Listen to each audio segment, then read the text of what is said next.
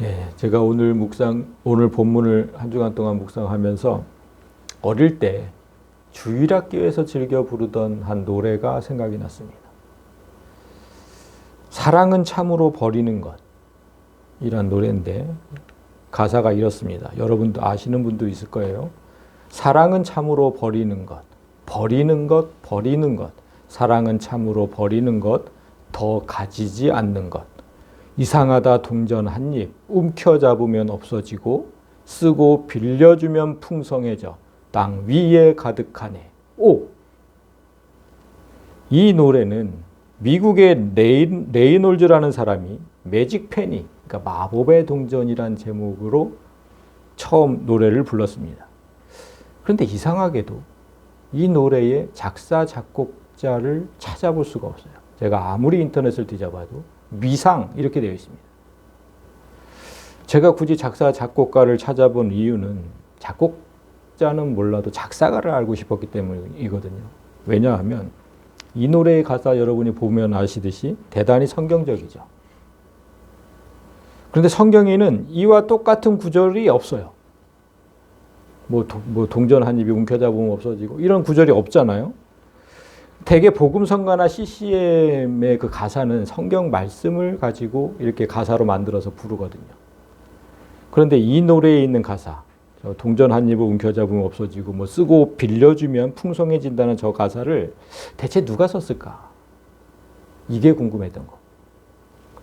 작사자가 누구인지 모르지만 이 사람이 만약 성경 말씀을 근거로 해서 가사를 썼다면 그가 참고한 말씀은 오늘 우리가 함께 읽은 본문의 마지막 구절입니다. 주라, 그리하면 너희에게 줄 것이니 곧 후히되어 누르고 흔들어 넘치도록 하여 너희에게 안겨주리라. 남에게 주면 몇 배로 더 채워주시겠다. 그런 말씀이잖아요. 저 말씀이 이 노래의 가사와 이 의미가 맞닿아 있는 거죠. 만약 오늘 말씀과 저 노래의 가사처럼 가치 있는 일에 돈을 쓰고 빌려줄수록 풍성해진다면 어떻게 될까요? 다들 돈을 못 써서 한다리겠죠. 남보다 조금이라도 더 돈을 쓰려고 수단과 방법을 가리지 않을 겁니다. 쓰면 쓸수록 풍성해지니까. 몇 배로 채워지니까. 그런데 왜 그렇게 하지 않았을까? 사람들이. 말씀을 모르는 세상 사람은 그렇다 치고 이 말씀을 모르니까 말씀을 모르는 사람들은 그렇다 치고 이 말씀을 정확히 아는 우리 몇 번을 읽었잖아요. 성경 다들 읽어보셨을 거 아니에요. 이 말씀을 알고 그리고 어렸을 때부터 저 노래를 너무 자주 부르던 그런 우리들은 그런 성도들은 왜 선한 일에 돈 쓰기를 그렇게 인색했을까? 변명의 여지 없이 이 말씀을 믿지 않았기 때문이죠. 믿지 않은 겁니다. 만약 이 말씀을 믿고 그대로 실천했다면 오늘날 기독교가 이토록 욕먹지는 않았을 겁니다. 그래서 예수님이 오늘 첫 절에서 이렇게 말씀하신 거예요. 그러나 너희 듣는 자에게 내가 이르노니. 말씀을 듣는 자. 그 사람에게 오늘 말씀을 하신다고 분명하게 밝히신 겁니다. 아무리 성경을 10독, 20독 했다고 해도 말씀대로 행하지 않는 사람은 말씀을 듣는 자가 아니에요. 여러분 생각해 보세요. 엄마가 아들에게 이렇게 얘기를 해요. 얘야, 제발 엄마 말 좀 들어라. 엄마 말을 그게 들으라는 겁니까? 엄마 말대로 좀 행하라는 겁니까? 행하라는 거잖아요. 그거 들으라는 거 아니잖아요. 어린아이들도 이 말의 의미를 알아요. 제발 엄마 말대로 좀 행하라는 말을. 그런데 성도들이 모를 리 없잖아요. 말씀을 듣고 행하지 않는 사람은 말씀을 듣는 자가 아니라는 거예요. 성경의 모든 말씀을 말씀대로 사는 사람들이 주로 들어요. 그렇게 살려고 하는 사람들이. 그런데 오늘 말씀은 특별히 더 그래요. 왜냐하면 오늘 말씀은 사람이 지켜 행하기에는 너무나 어려운 말씀들이기 때문이죠. 자, 보세요. 너희 원수를 사랑해라. 너희를 미워하는 자를 선하게 대해라. 쉽습니까? 너희를 저주하는 자를 위해서 축복해라. 너희를 모욕하는 자를 위해서 기도해라. 너의 입뺨을 치는 자에게 젖뺨도 돌려대고 네 겉옷을 빼앗는 자에게 속옷도 거절하지 말고 다 줘라. 내게 구하는 자에게 주며 네 것을 가져가는 자에게 다시 달라고 하지 마라. 억울하게 뺏겼는데도 다시 달라고 하지 마라. 이 말씀대로 살 수 있는 사람이 있을까요? 저는 이 말씀대로 사는 사람을 본 적이 없어요. 여러분도 본 적 없을 거예요. 우리가 이런 사람을 쉽게 볼 수 없는 이유는 이렇게 사는 삶이 바로 예수님의 삶이기 때문이거든요. 예수님이 실제로 그렇게 사셨어요. 처음부터 다시 볼까요? 예수님은 하나님의 원수된 사람들을 사랑하셨어요. 사람들은 다 하나님의 원수였거든요. 그 사람들을 사랑하셔서 십자가에 달리셨고 자기를 미워하며 침뱉는 사람들에게 선하게 대하셨어요. 또 자신을 저주하고 모욕하는 자들을 위해서 십자가에 달리신 그 순간에도 기도하셨잖아요. 여러분 다 읽어보셨잖아요. 또 예수님 뺨을 치고 겉옷을 빼앗아 희롱하는 군인들에게도 끝까지 참고 구원의 손길을 건네셨어요.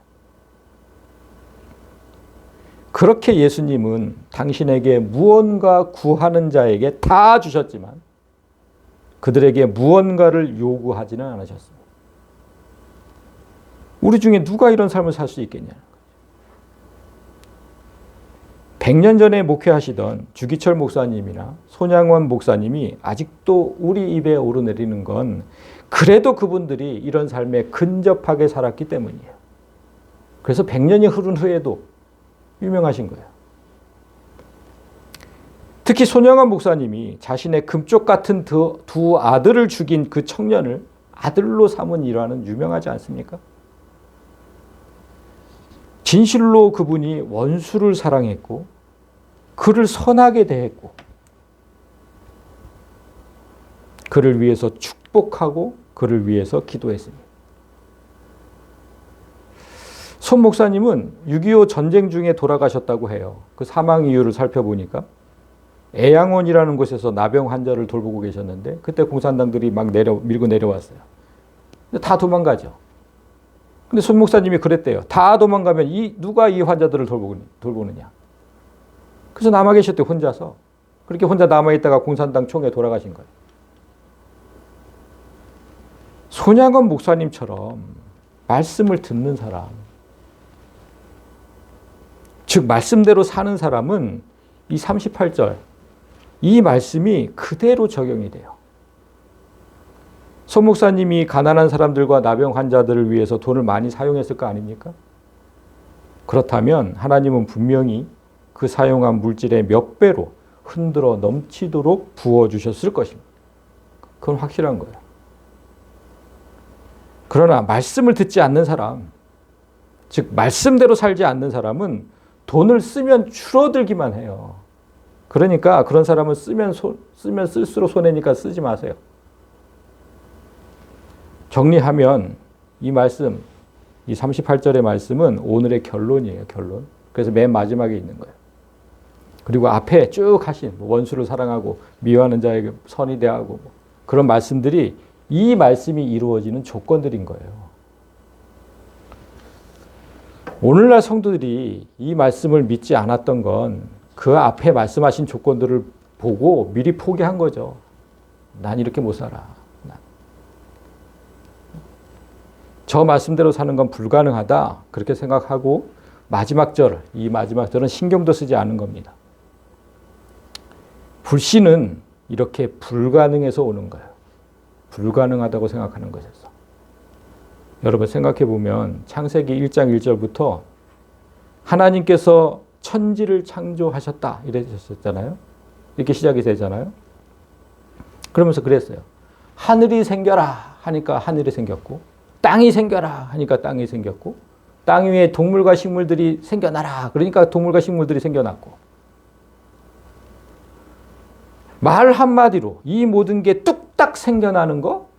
그거 불가능하다. 이렇게 생각하는 사람은 하나님을 믿지 않아요. 세상 사람들이 그렇잖아요, 지금. 하나님을 믿지 않아요. 그러니까 불신하는 거죠. 오늘 말씀도 똑같아요. 너희 원수를 사랑하고 너희를 미워하는 자를 선하게 대하라. 미워한다는 게 어떤 의미인지 제가 원어 성경을 보니까 나를 너무나 싫어하고 혐오하는 걸 의미해요. 혐오. 그래서 나만 보면 얼굴을 찌푸리고 재수 없다며 침 뱉고 가요. 그런 단어거든요. 그 사람에게 너는 좋게 대하라는 거예요. 아니 어떻게 우리가 그럴 수 있어요? 나를 보고 재수 없다고 침 뱉고 가는데 우리는 그럴 수 없다고 생각하지요. 그런데 예수님은 이보다 더 어려운 주문을 하세요. 선하게 대한다. 그게 뭐예요? 사랑의 행동이죠. 대하는 거니까. 사랑의 행동이라면 그보다 더 어려운 게 뭐냐면 사랑의 말이에요. 사랑의 말. 너희를 저주하는 자를 위해서 축복해라. 그러니까 이 말씀의 의미는 이런 겁니다. 어떤 사람이 나를 보고 야, 네 사업은 쫄딱 망할 거고 네 가족은 모두 몹쓸병에 걸려서 다 죽을 거야. 저주죠. 저주. 누구라도 이런 소리를 들으면 그 사람과 상종도 하지 않죠. 뭐 저딴 놈이 다 있나 싶죠. 그런데 예수님은 그 말을 듣고도 그렇습니까? 그렇지만 당신의 사업은 나날이 번창할 것이고 당신의 가족 모두는 건강하고 사회적으로도 아주 성공해서 아주 행복하게 살게 될 거예요. 그렇게 얘기하라는 겁니다.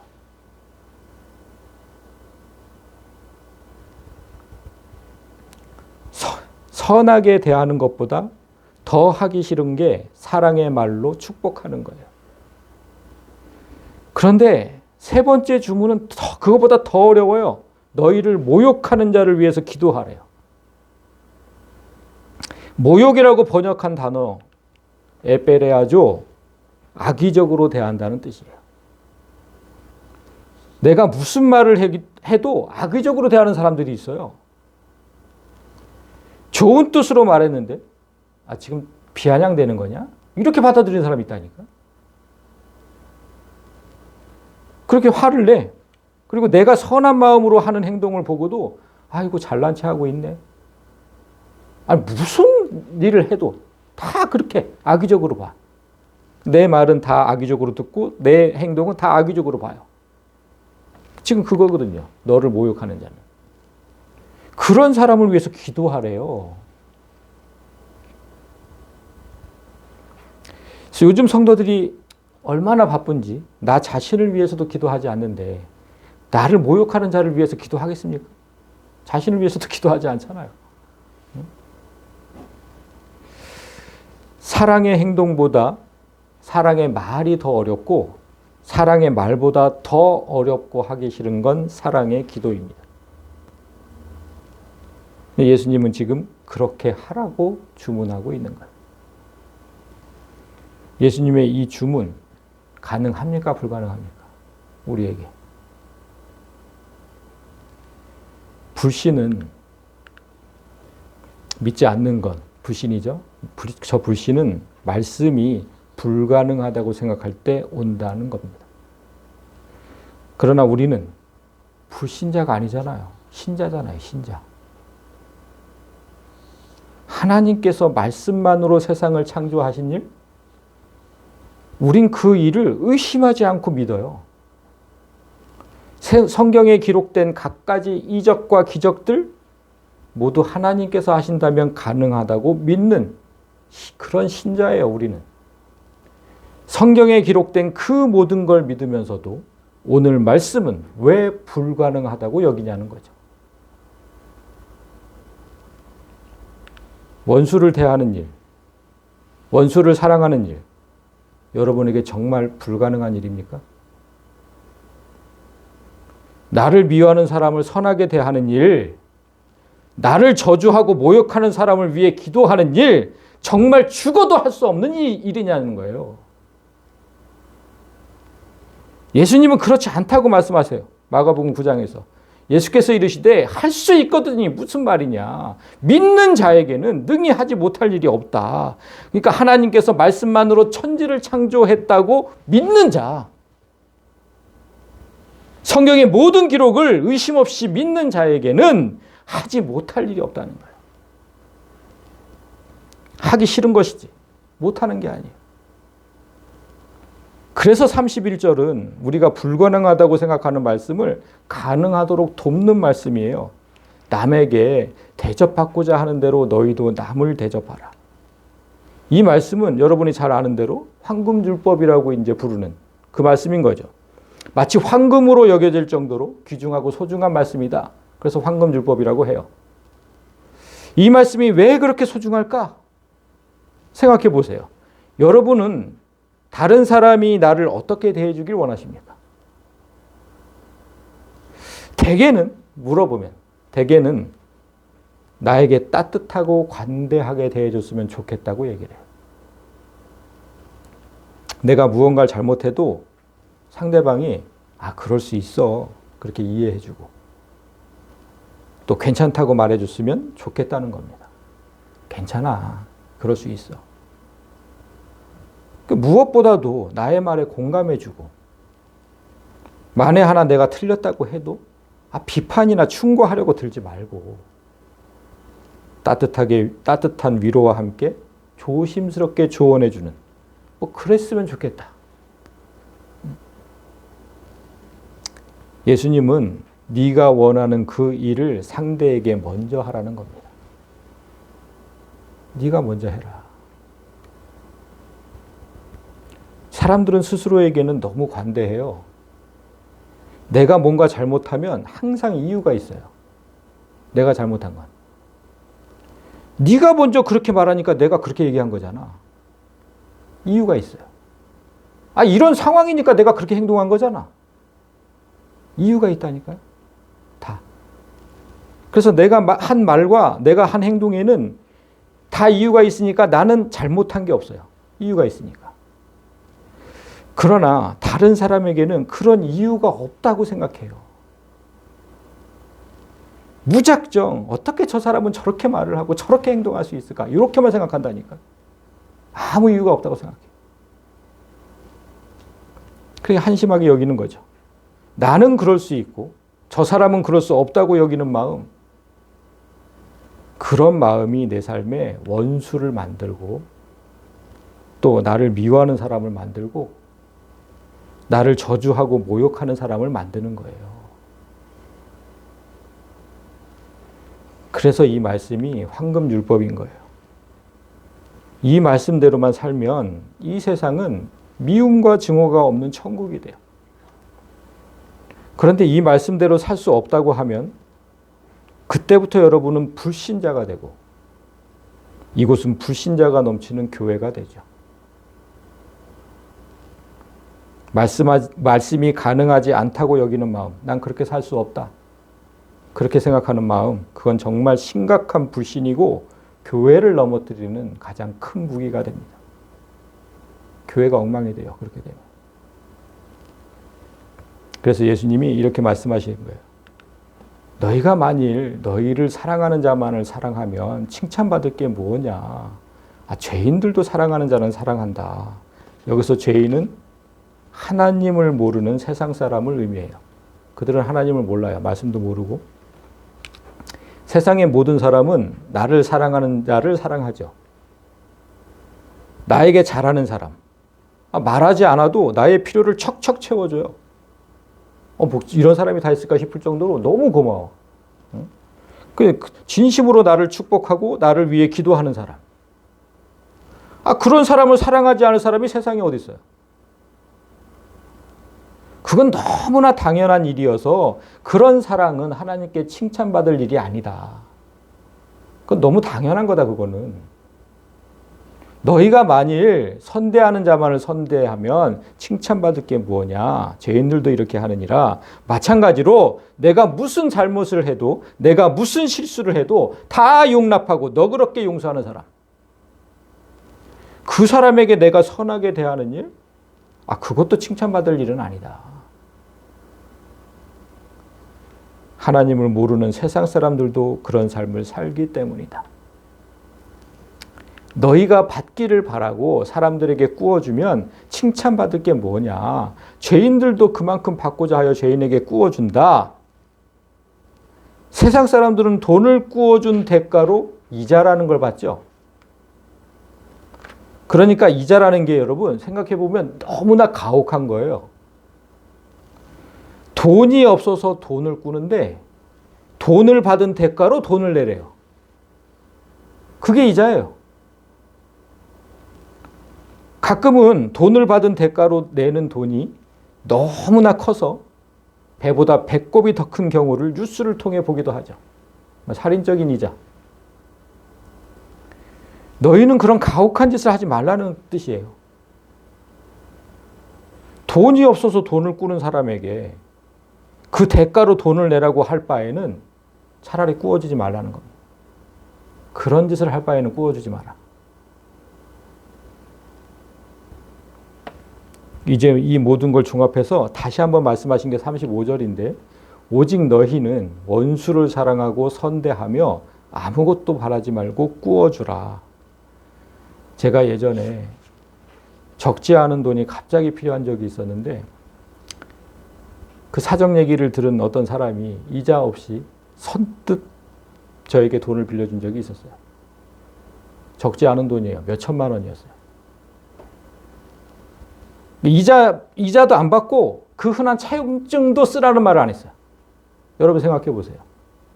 내가 몇 천만 원을 사는 사람에게 빌려주는데 차용증 안 받으시겠어요? 이자 조금이라도 안 받으시겠어요?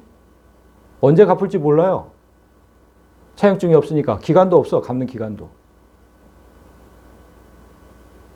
근데 저는 그런 경험을 했어요. 그런 은혜를 받았죠. 그거 절대 쉬운 일이 아니에요. 그렇게 하는 건. 예수님이 말씀대로 사는 그런 사람에게 하신 말씀을 보세요. 그래하면 너희 상이 클 것이요 또 지극히 높으신 이의 아들이 되리니 그는 은혜를 모르는 자와 악한 자에게도 인자하시니라. 하나님은 은혜를 모르는 자와 악한 자에게도 인자하세요. 그렇다면 그 아들은 어떻게 했느냐는 거예요. 그 아들도 당연히 원수를 사랑하고 나를 미워하는 자를 선히 대하고 나를 저주하고 모욕하는 자를 위해 기도하겠죠. 따라서 하나님 말씀을 듣는 자는 받을 상이 너무나 크고 하나님의 자녀라는 명예로운 이름도 얻게 될 것이다. 그러므로 너희 아버지의 자비로우신 같이 너희도 자비로운 자가 되라. 자비, 한글 사전을 제가 찾아보니까 남을 사랑하고 가엾게 여긴다는 뜻이에요. 가엾게 여긴다. 그러니 원어 성경을 보니까 이 자비가 원어로 뭐냐면 오이크띠루몬. 역시 누구누구를 불쌍히 여기고 누구누구를 가엾게 여기는 마음이에요. 누구를 불쌍히 여기고 누구를 가엾게 여기라는 뜻입니까 지금? 아까 쭉 말씀하신 그거 원수 같은 인간, 나에게 진짜 원수 같은 인간, 그 인간을 불쌍히 여기고 가엾게 여기라는 뜻이고 나를 미워하는 인간, 나를 저주하고 모욕하는 인간, 내 뺨을 치고 내 전 재산을 가져간 인간, 내게 자꾸만 무언가를 달라고 요구하고 몰래 가져가는 인간, 그런 사람 모두를 불쌍히 여기라는 뜻입니다. 그들을 불쌍히 여겨야 하는 이유가 뭡니까? 그들이 아무것도 모르기 때문이에요.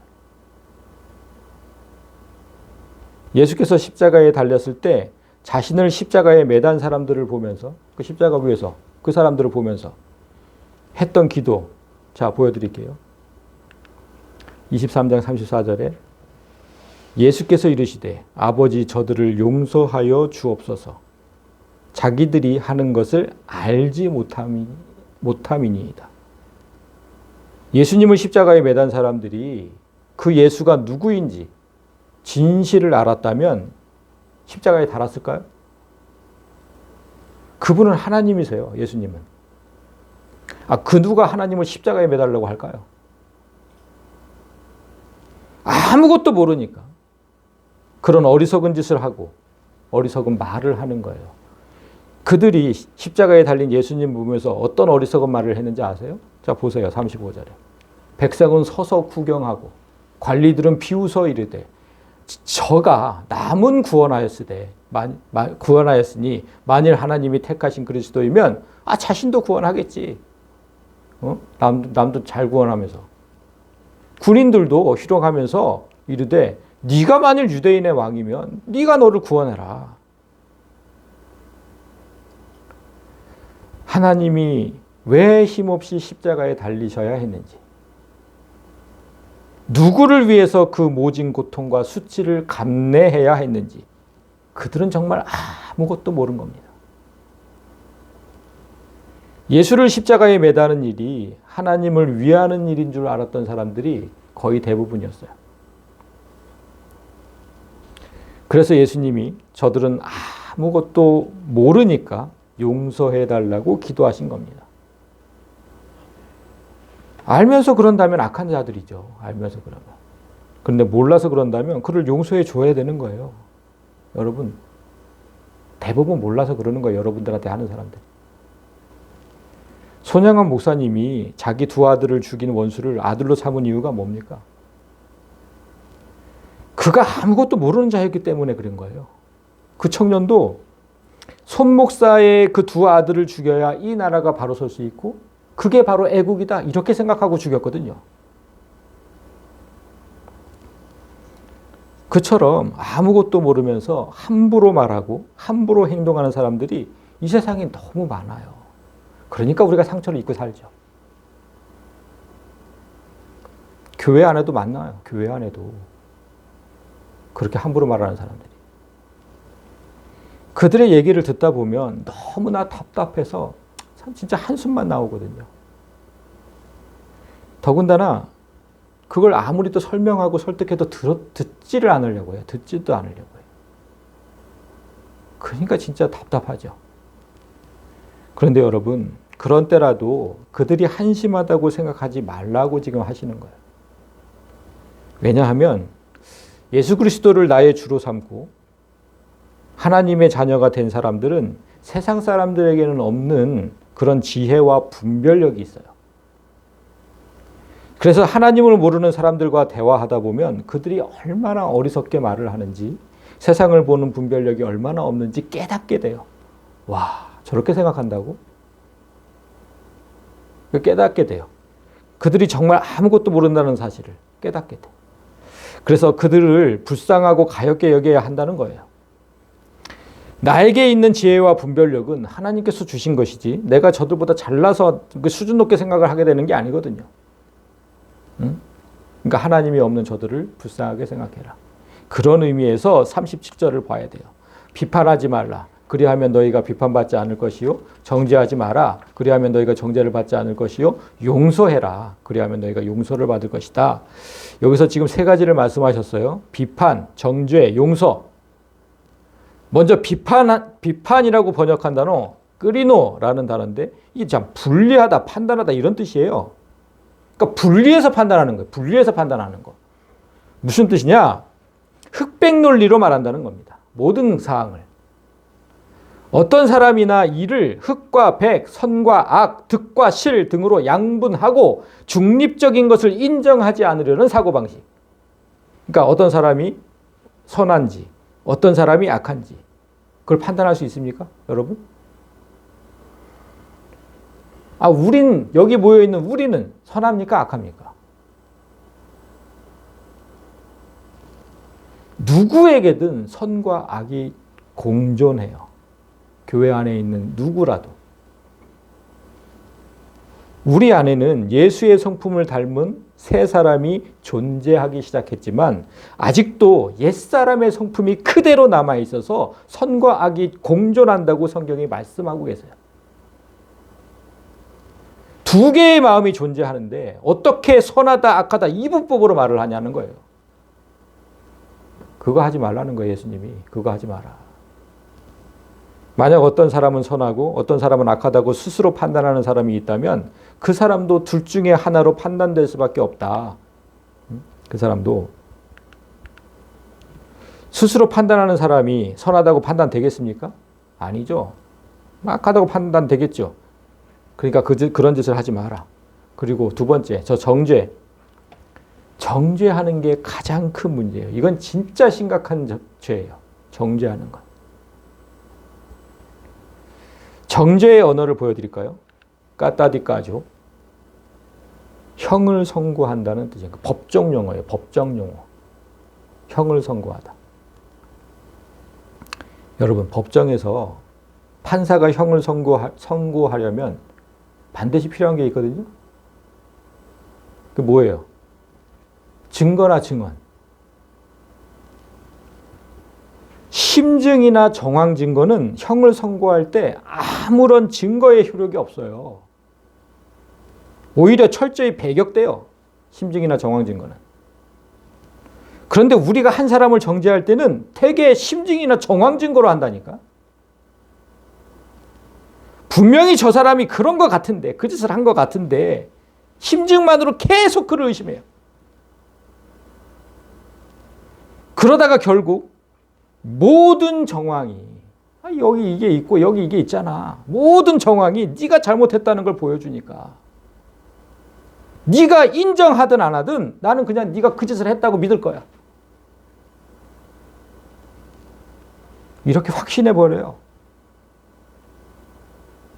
나의 심증과 모든 정황으로 볼 때 너는 죄인.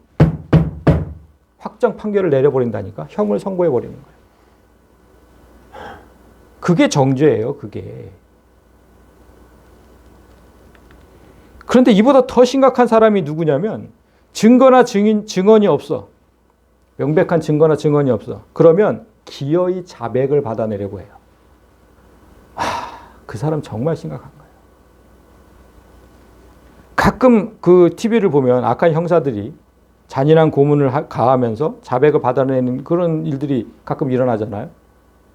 그거와 똑같이 그렇게 하는 사람들이 있어요. 교회 안에. 그 사람 입에서 잘못했다, 미안하다 이 말이 나올 때까지 계속 추궁합니다. 모든 정황이 네가 그랬다고 하는데 왜 인정하지 않느냐. 자백해라. 자백하면 용서해 줄 테니까. 이렇게 끝까지 자백받고 까따디까죠 하려고 하는 거예요. 너는 죄인.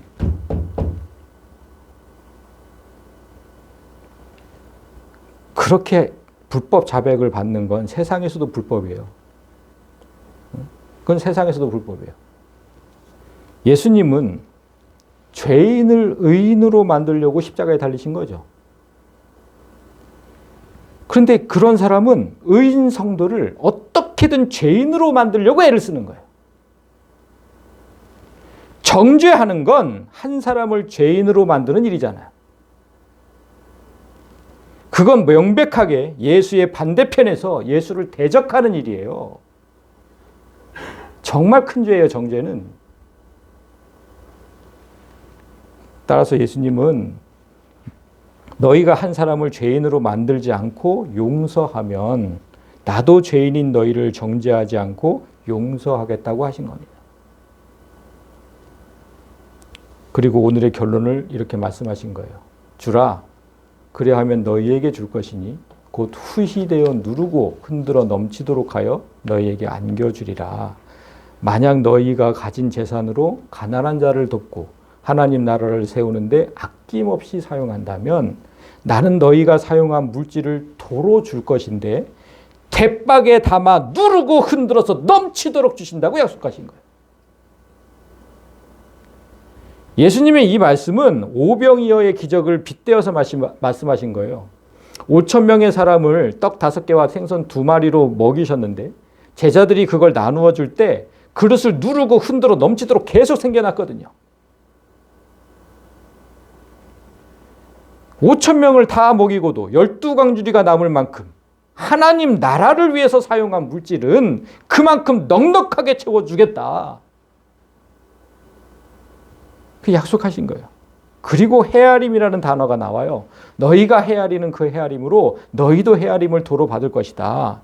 헤아림이라는 단어를 보니까 메트론이라는 단어가 사용됐는데 도량형, 분량 이런 뜻의 단어예요. 그러니까 예수님 말씀이 무슨 뜻이냐면 내 주변에 가난한 사람이 너무 많아. 그래서 이 사람도 도와야 되겠고 저 사람도 도와야 되겠어. 내 눈엔 그게 다 보여요. 그 너무 안타까운 거예요. 도와줄 사람은 많은데 난 돈이 없어. 그 마음의 헤아림, 그 분량만큼 채워주시겠다는 뜻이에요. 이 말씀이. 내가 이미 사용한 물질도 남에게 내가 이미 사용한 물질도 넘치게 채워주시겠지만 내 생각과 뜻이 선한 일을 향해서 얼마나 큰 분량을 차지하고 있느냐. 그 마음의 분량만큼 넉넉히 채워주시겠다고 말씀하신 것. 가진 게 없어서 선한 사업을 갈망할 수밖에 없는 그런 성도들에게 큰 위로를 주는 말씀이에요. 그러니까 마음만이라도 하나님 나라를 세우는 일에 관심을 좀 두세요. 마음만이라도. 난 물질이 없으니까 이게 포기하지 마시고. 이제 말씀을 정리하겠습니다. 오늘 말씀은 특별히 말씀을 듣는 이에게, 말씀을 행하는 이에게 하신다고 했습니다. 내가 정말 원수를 사랑하고 나를 미워하는 사람을 선하게 대하고 나를 저주하는 사람을 위해서 축복하고 나를 모욕하는 자를 위해서 기도할 수 있을 때, 그때 하나님 나라를 위해 물질을 사용해 보십시오. 그러면 누르고 흔들어 넘치도록 채워주실 것입니다. 그리고 돈이 없어서 하지 못해도 그런 마음만 있어도 그 마음의 분량만큼 주신다고 약속하셨습니다. 이 말씀을 듣는다면 그대로 실천해 보십시오. 말씀은 반드시 이루어집니다. 여러분은 말씀을 믿는 신자라는 사실을 잊지 마세요. 이자 받을 거 다 받으면서 돈을 구워주고 비판할 거 다 비판하고 정죄할 거 다 정죄하고 도무지 한 사람을 용서하지 못할 때 그런 삶을 살고 있다면 하나님 나라를 위해 돈을 사용하면 안 됩니다. 그건 아무리 써도 채워지지 않아요. 오늘 예수님이 말씀하신 내용이 대부분 미션 임파서블, 불가능한 말씀이라고 생각하지 않고 그 모든 말씀을 행하려고 노력하는 사람은 세상을 향한 헤아림도 너무나 크겠죠. 저 사람도 돕고 싶고 교회에 이렇게도 해주고 싶고 저렇게도 해주고 싶고 그는 헤아리는 만큼 다 받아 누릴 거예요. 그런데 오늘 말씀을 나는 도저히 할 수 없다고 포기하는 사람은 세상을 헤아리는 헤아림도 전혀 없거나 교회를 위해서 뭐 관심도 없죠. 그런 사람은 그냥 교회를 위해서 돈 쓰는 게 아까운 거죠. 그는 주께서 주시는 그 어떤 복도 누리지 못할 겁니다. 불신은 불가능해서 옵니다. 나는 행할 수 없다. 저 말씀을 행할 수 없다. 거기서 불신이 와요. 바라기는 여러분이 신자라는 걸 잊지 마시고 신자답게 살기를 원합니다. 말씀은 불가능한 게 아니라 언제 어디서든 넉넉하게 이루어져요. 이 믿음으로 물질의 복도 받으시고 건강의 복도 받으시고 영생하는 복도 받으시는 그런 복된 인생이 되시기를 주님의 이름으로 간절히 소망합니다.